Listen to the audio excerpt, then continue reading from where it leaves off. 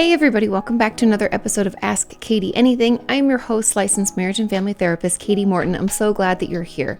In today's episode, we are going to talk about why cleaning can be so difficult when we're depressed. Also, the reasons that we can be depressed and still function at work or at school. Then I'm going to talk about how we actually go about processing. What does it mean to process our emotions or our traumas? And why we often want to retreat to our rooms when we don't want to deal with other people in our home. I'm also going to talk about what I do when a patient of mine who has an eating disorder doesn't want to let it go, and how we can rebuild trust with our therapist after a really difficult session. So let's just jump right in. Question number 1 says, Kati, why is cleaning so hard when depressed? On a scientific and maybe spiritual level, this can be your room, your body, your car, etc. And question number 1 says, Kati, why is cleaning so hard when depressed? On a scientific and spiritual level. This can be your room, your body, your car, etc. And there are a couple of add-ons onto this, but let's just jump right in. Now, there's a couple of pieces that could be leading to cleaning being so difficult. Number 1 is the fact that depression makes us lethargic, meaning we don't have any energy. I don't know if anybody has ever felt this way, but when you're kind of tired and you still need to shower or make food for yourself, and it just seems like this insurmountable task. We're there's so many steps involved in that. That lethargy can make those actions seem just exhausting and overwhelming, and so we don't want to do them. Number 1, so that's lethargy. Also, depression takes away our hope for a future, our excitement about anything, and can just make everything seem unimportant.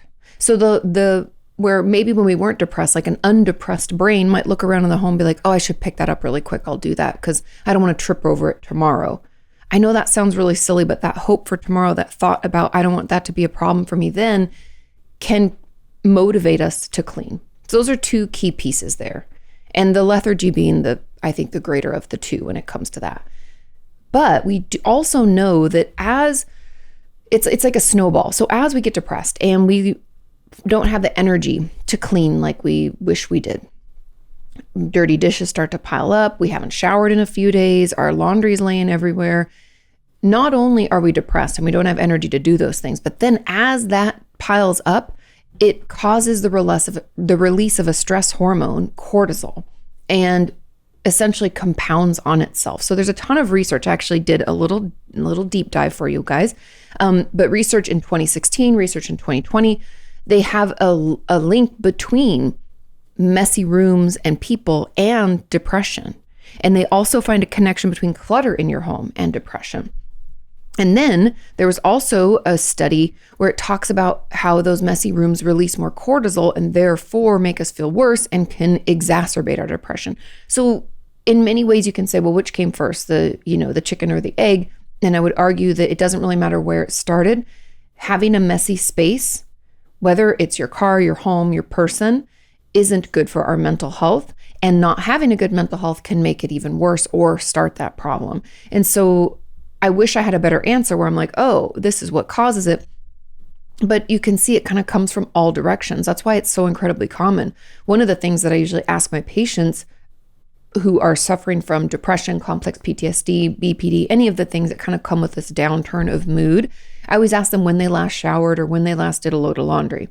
And that's not because I'm judging them or saying that they smell. It's because I want to know how well they're able to keep up with their hygiene, because that piece is really important. And obviously, science helps support that depression is linked to messiness or struggles to keep up with our overall cleanliness. Another person asks, so these are add-ons, it says same, but I have autism as well as depression. So we're going to get into this a little bit more. And even when I break tasks down into smaller tasks, the number of things that I need to do just seems so overwhelming that I struggle to get started. But I'm the same with everything I need to do. Even trying to prepare a meal seems so difficult. I break it down into small steps. And then in theory, I should be able to do it, but I just can't. Is this the executive dysfunction from my autism, or is it a lack of motivation from my depression? And how can I push past this, especially when my energy levels feel so low, like I'm a phone with my battery warning on, like I'm pushing my way through each and every day? And by the way, I'm on an antidepressant already, and I've been on a variety of different ones since 2012 and even reached a max dose, and none have helped me so far. Okay. This is a piece that I want to dig into, is the executive dysfunction that can come with diagnoses of ADHD or autism. And I'm sure there's other diagnoses that it correlates with as well. Those are the two that are the most common. And what I mean by executive dysfunction, I actually wanted to create a video explaining what executive function is the fact that we can put together these steps that require us to accomplish a task. Those of us without that struggle probably don't really understand. Meaning that if you show up into your kitchen, you're like, I need to make something for lunch. You open the fridge and you're like, what do we have in there? Okay, you look at things. I could make a sandwich, you decide. Okay, so you grab some bread, you grab some lunch meat, vegetables, condiments, whatever you're wanting, blah, blah, blah. And think of all the steps that I've just mentioned to you. You have to go into the kitchen. You have to look into the fridge. You have to put something together with the ingredients that you have. Then you have to pull those things out. Then you have to prep the ingredients. Then you have to put the ingredients together into a sandwich. Then you have to sit down and eat it. And I know this all sounds very, very simple, but even in the putting the sandwich together, there's a ton of steps. Maybe I want the bread toasted. I got to toast that bread. Then I need to put my mayonnaise or mustard or whatever, Dijon on there. Those are another steps. I got to wash the lettuce. I got to dry the lettuce. I got to put the lettuce on. You can see how it just becomes overwhelming. And people with struggles in their executive functioning, each and every one of those steps is a huge hurdle to overcome. It feels overwhelming to even think about it. And a lot of people will sit frozen, struggling to figure out what that next step should be and trying to find the motivation to take that next step. So that could also be why cleaning our home and keeping everything together just feels overwhelming. And breaking it down into smaller tasks is one of the things that people who specialize in, ADHD and autism tell us to do, that is the most beneficial. But even then, not necessarily so much with autism, but my ADHD patients on their way to do one task will start 4 others and then get overwhelmed and want to stop. So having someone who can help you understanding how your brain works and how your ADHD or autism affects you is going to be key. Working with someone who understands and can help you through it with the right tools is going to be incredibly helpful. But when it comes to this specific question, that could definitely be why keeping things clean is difficult. And the energy level being low, I would 100% correlate to your depression. I'm not saying people with autism don't get tired, but that's not a symptom of autism. You wouldn't say, they have ASD because they're tired. They feel lethargy. So that goes back to that first piece that I was talking about, how when we have depression, we're lethargic and doing anything feels overwhelming. I'm not talking about the freeze that can come along with executive dysfunction where you're like, I don't know which one to do next. We just don't want to do it. That lack of energy to do things, I believe, usually comes from our depression. And so I would let your therapist and your psychiatrist know that you're experiencing this, because the fact that you've been on an antidepressant already and it's not really helping you, we need to find something different. There are also other options, right? Like antidepressants are a piece of it, but a lot of my patients found adding on an atypical antipsychotic was effective. Ask your doctor about this. Ask about side effects. Be more informed and take a more active approach to your treatment. I also know that many members of our community and many of my patients have found relief going on a stimulant like a Vyvanse or an Adderall to help with their depression and their motivation. I'm not a doctor, so you have to talk to your psychiatrist, but ask about other treatment options and let them know, hey, I don't have energy. I've been on different ones since 2012. I went to the highest dose with this. Nothing's helping me. Let's try something different. Speak up, because I want you all to feel like you can clean your home, you can prepare a meal. There's going to be days where none of us want to do that. I don't want to do it every day either. But more days than not, I want you to feel like there's an ease about it and you're able to accomplish it, break it into smaller tasks, do the things you need to do so that you can take care of yourself. Okay?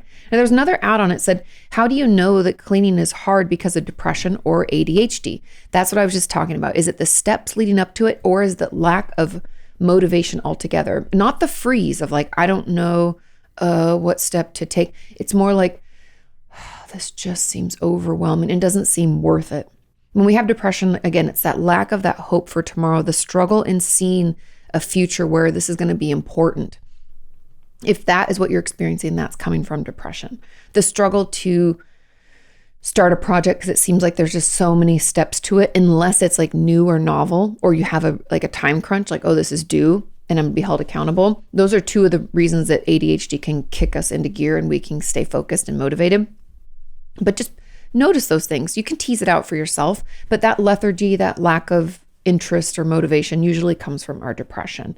And the feeling of being overwhelmed, and the next part of their question says, where does the feeling of being overwhelmed come from? It can come from a lot of places. It can come from burnout. It can come from ADHD and all of those steps that you feel like it's going to take to accomplish something. It can also come from our world and living today can feel very overwhelming. Could be that we're super stressed. It could come from a lot of different places. So depending on the time and the situation when you feel overwhelmed, ask yourself, where do I think this is coming from? What's going on in my life? What am I experiencing? What symptoms are bothering me most? You have all the answers. Just think about it. Okay, let's move on to question number 2. And that question says, Kati, can you be functional, they use air quotes, functional at work and deeply depressed at the same time? Sometimes I wonder if I'm just lazy when it comes to things that aren't required of me. No. That's not what's happening here.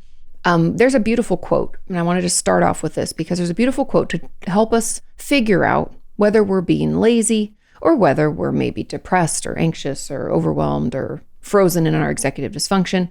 And that is, if you were being lazy, you'd be enjoying yourself. And I want you to let that sink in. I read it on Instagram. It's a meme that someone created, but it's true. Being lazy means we're like relishing in the, so nice to just do nothing. Be lazy. Ooh, so enjoyable.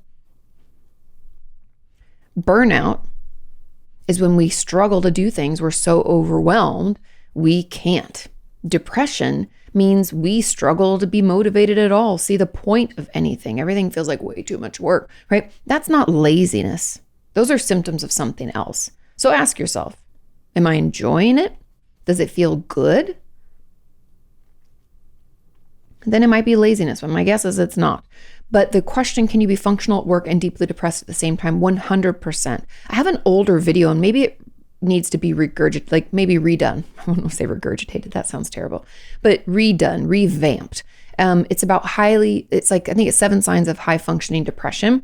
And I feel like some people don't like the term functional and they get really offended. But the reason that we use that term is about functionality in your life. It's the way that we as clinicians and other medical professionals figure out what level of care people need. And so it's not done as a way of putting people down or, putting people on pedestals. It's more about a level of function in your daily life. We talk about function at home, school, or work, with our friends and family. Those are all important areas of functioning. And this person is saying they can function at work, but nothing else. And that's incredibly common. And the reason is that we are white knuckling through life. We're so depressed, but we're holding on. And so we use all of that focus and energy. We dig deep down and we do everything we can to do what we need at work or school. And then by the time we get off or we're finished, we're exhausted. We have no energy left for anything else. Everything else seems just way too overwhelming. And the reason that we're able to do that a lot of times is because we have to feed ourselves. We have to pay for bills, and the kind of the adult or logical part of our brain takes over and is like, no, we have to fucking get this together. We need to show up. And so don't think that just one area of functioning in your life looking good or doing well means that we are doing well. A lot of the comments on this question was like, oh my God, me too. When I was struggling with suicidal thoughts, I did the best I've ever done in business, right? And it can also be, just as a random side note, it can be what we call sublimation. And sublimation is a coping skill. It's a defense mechanism. It's a way that we take, when we feel really bad, we take that bad feeling or the struggles that we're having and we turn it into action that is helpful for us. This could be like turning all of our anxious energy into exercise and we get really fit. Or turning all of our focus to work so we don't have to think about, difficulties at home, and we get a promotion. And unfortunately, our society, supports that because it makes sense. If you're working really hard, you should get rewarded.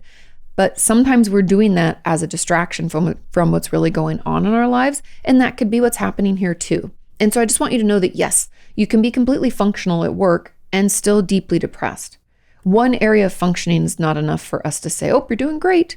We have to look at all 3. Remember, I said at work or school, that's the one that you have that's on lock. Friends, family, so relationships, How are those going? That's not good. It's not good. And then also your ability to function in your daily life, like taking care of yourself, like cleaning your home, making meals, that kind of functioning. So in like basic self-care stuff, right? We're going to look at these different areas of functioning and see how we're doing.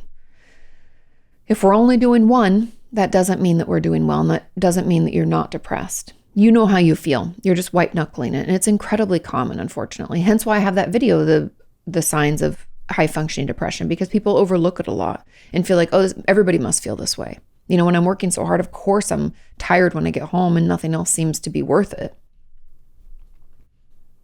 But it's still depression. Okay.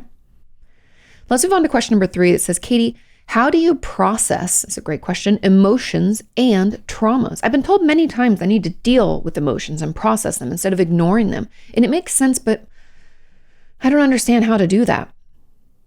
Any info would be greatly appreciated. I'm completely lost at the moment and everything is just overwhelming. Okay.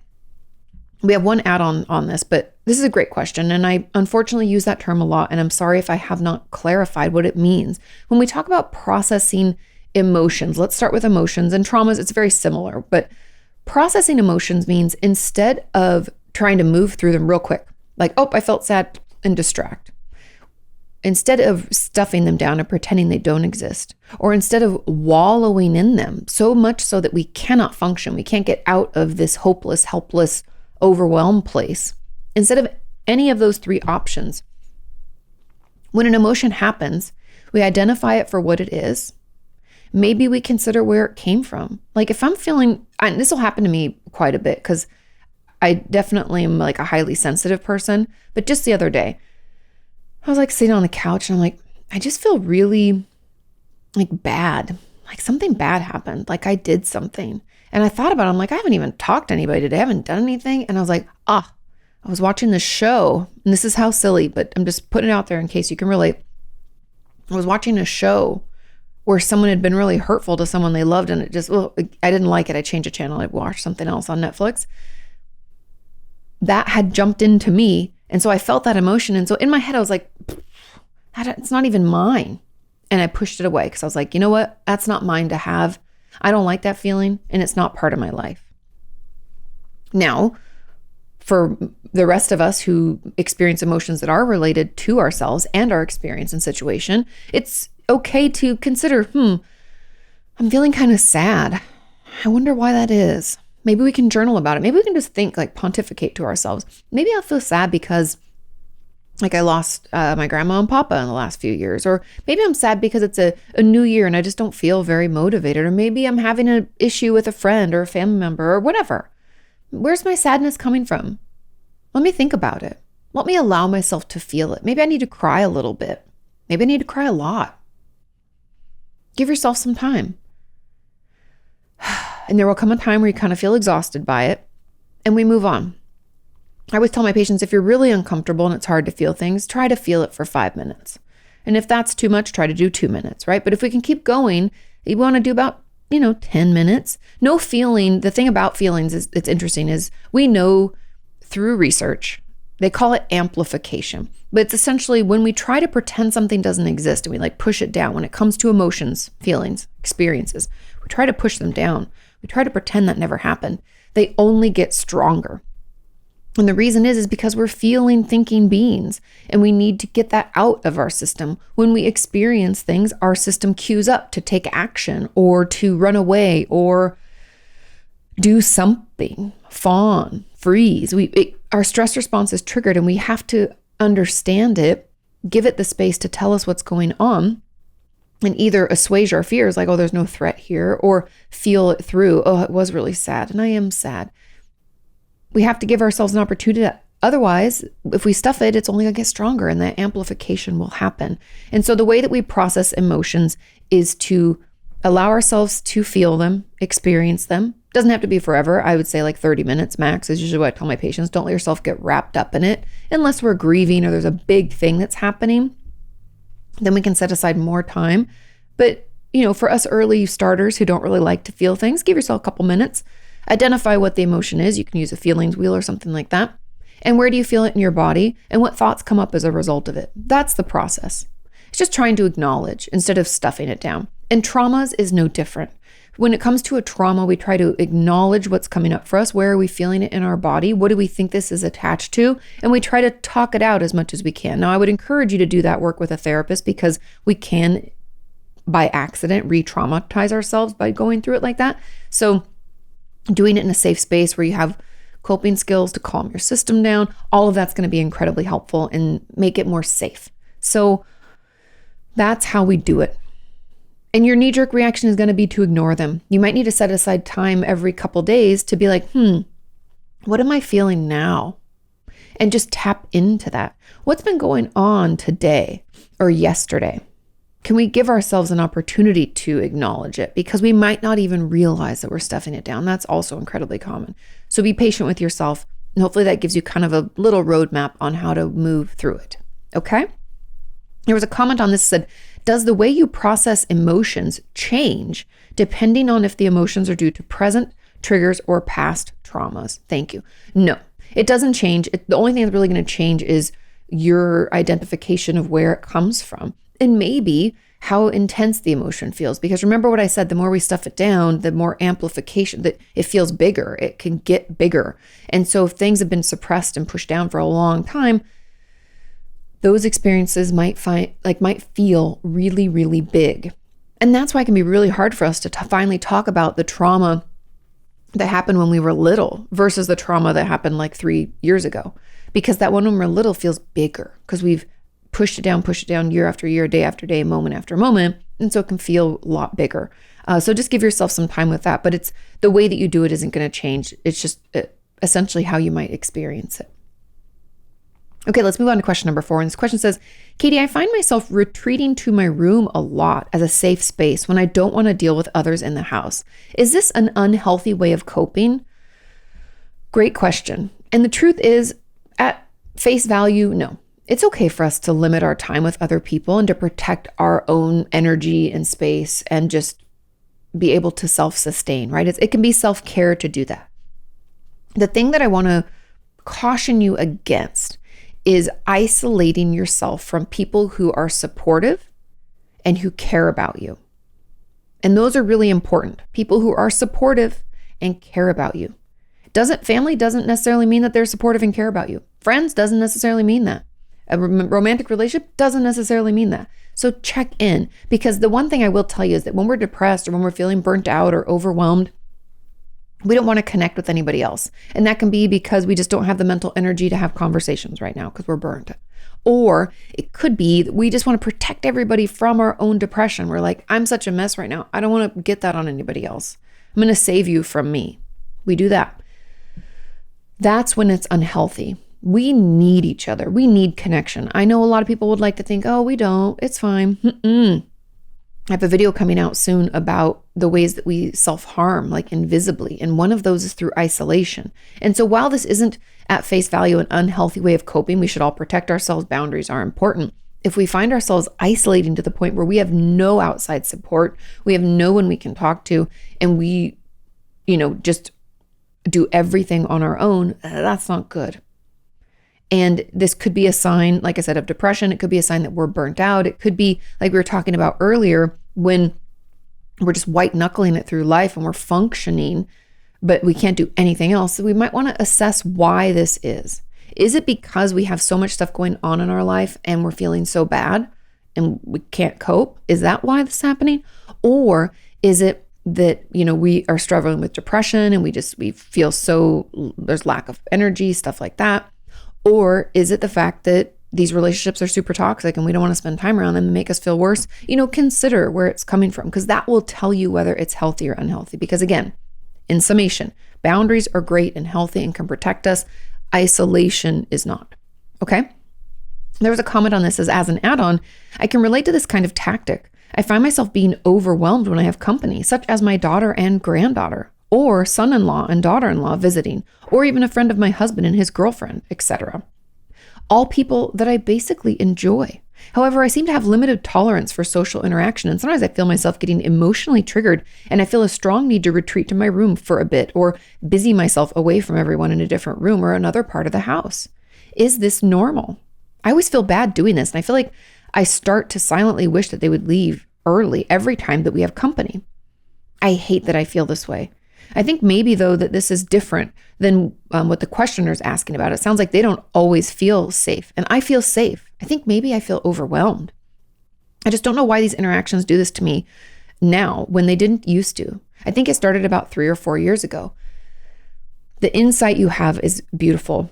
We know when this started 3 to 4 years ago. And I agree with you. It sounds like the person who asked the original question feels safe, but maybe not. But you do. And that's a key piece. That's really important. And 3 to 4 years ago, what shifted? Because a big part of me wonders if this overwhelm is coming from burnout or depression or a combination of the two. When we feel like we don't have much tolerance for social interactions, that can come from a lack of resilience. That can mean that, maybe our social battery is just not what it used to be. I also want to say that 3 to 4 years ago is around COVID time. And not to bring everything back to COVID, but that really messed a lot of us up. And I'll even speak personally that I don't have the social battery I used to. It's hard for me to interact for that long. I'm like out of practice. That muscle is like totally atrophied, right? I have to work it out again. And so I would encourage you to just consider, where it's coming from, probably even as I say this. Do we think that we're burnt out from work or home life or something like that? Maybe we were depressed. Maybe we're struggling with anxiety. Do we think it's coming from some place like that? Or do we think it's because we haven't been doing it very long and we get exhausted? And if that's the case, then I encourage you to set up little get-togethers, maybe not at your home, but let's schedule some hangouts with, our daughter, granddaughter, with their son-in-law, daughter-in-law. Let's set those things up. Let's go grab coffee. Let's go grab lunch. And I want you to do this. We're kind of like trying to build that muscle back up little by little. And when we meet out doing something else, there's usually a pretty reasonable time frame set on it. Like if it's coffee or lunch, it's like an hour or 2. And I want you to slowly start growing the amount of time that you can spend with them. You could even say, and I have to leave at this time. I hope that's okay. When you get there, just tell them, I have a meeting. I have to go, blah, blah, blah. So that you have a hard out. And then let's just start doing that more and more with more regularity. Because part of me wonders if we just feel like so burnt out from life, so overwhelmed that we don't have any resilience, or part of me wonders if maybe we just haven't been doing it. So it's like we forget how. But the fact that you said you were emotionally triggered makes me wonder about your resilience. It makes me wonder where this is coming from. But those are just some of my thoughts. So you see which applies to you, and hopefully that gives you an idea of how to manage that. Because if it's coming from depression, burnout, anxiety, any of those things, let's reach out to a therapist in your area. What you're dealing with is very common and something that can be managed. You don't have to keep struggling like this and feeling so bad that you don't really want to interact. But we've all been there. We've all felt that way. Reach out and speak up, okay? It can get better. Let's move on to question number 5. It says, hey, Katie, how would you react if you had a new client who engages in disordered eating but doesn't want to change their behaviors? I started seeing a new therapist 3 weeks ago, and it's been going well so far. I have so many things I want to work on. Last week, I told her a few details about my disordered eating behaviors, and she said that we can definitely dive into all of it moving forward. However, I'm not really ready to let go of what I'm doing, restricting, binging, purging, excessive exercise, counting macros, etc., because it's been a really effective distraction or coping skill for all of my other struggles, like my quiet BPD traits. I know that I'm heading down a bad path, but I just want to lose weight and I don't want to be stopped. I'm afraid that my therapist won't want to continue seeing me if I'm honest about my unwillingness to change my eating specifically. I'm so ready to work on countless other things in therapy, just not my eating. I'd love to hear your thoughts on all of this. Thank you so much. This is a great question. It's incredibly common. And I only grin because I've had so many patients feel exactly like you. And I love that you're ready to work on countless other things, just not this. And that tells me that this is your strongest coping skill, that this is the only way you know how to numb out and distract. So we're going to have to give you better coping skills so that you don't feel like you have to distract so much. We're going to have to learn how to manage those quiet BPD traits. I'd assume this is a symptom of that. But all to say, I wouldn't stop seeing someone. Your therapist is not going to stop seeing you. I don't think I've had ever in my life an eating disorder patient who wanted to get rid of their eating disorder and was just wanted to get better. Now, people will tell me they want to get better, but then when the work comes, they do not. It's hard. It's normal to not want to. It's like a rescue raft. We have to think about our eating disorders and our other, unhealthy coping skills in that way, that they're like rescue rafts that we used to save us from something terrible, to help us avoid some really uncomfortable emotion. It's okay to have those. It makes sense that we don't want to let go.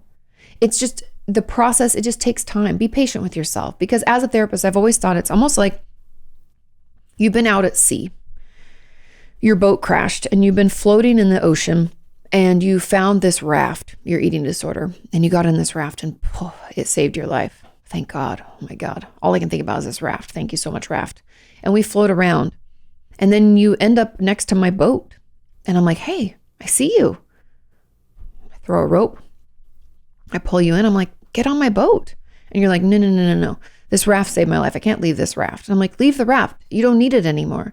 And you're like, no. I need this raft. I need the raft. I can't leave. And so I pull you and your raft into the boat and you're still clutching to the raft because you're worried about the next crash. You're still on a boat in the ocean. You don't feel safe yet. And it just takes time. I know that's a weird analogy, but that's kind of how I've always visualized it, is like we slowly have to regain trust in ourselves and regain trust in our environment. And that takes time. We have to build that. We have to better understand our quiet BPD and how to manage those overwhelming symptoms. We need to better understand the people in our lives, maybe process some traumas. Why did that happen? How come I acted in that way when it did? How come I don't have memory of this? We have to take our time to try to figure that stuff out. Don't rush yourself. Just be honest. Be as honest as you can. Your therapist is not going to stop seeing you as a result, okay? And there was an add-on. It says, how do you deal with not being taken seriously because of it? I only told my therapist 9 months after beginning therapy that I have issues with eating, and I lied in our first session in her questionnaire. After asking more questions, she told me I displayed bulimic behavior. I feel bad for saying this, but I really want the label. I want her to say I have an eating disorder. Why is that? Because we want validation. We want someone to say, I see your pain. And that's a big part of therapy, is saying, I see you, I hear you, you're important. And the reason that we want that for our eating disorders is because it feels like the big piece of who we are. So speak up and tell your therapist about this. Yes, I know it feels like you're like ripping out your insides and showing them your most vulnerable pieces, but that's a really important piece for you. That's something we need to talk about. I have a feeling in your life that this isn't the only situation where you don't feel seen, heard, or valued or validated. That's why we're looking for it in therapy.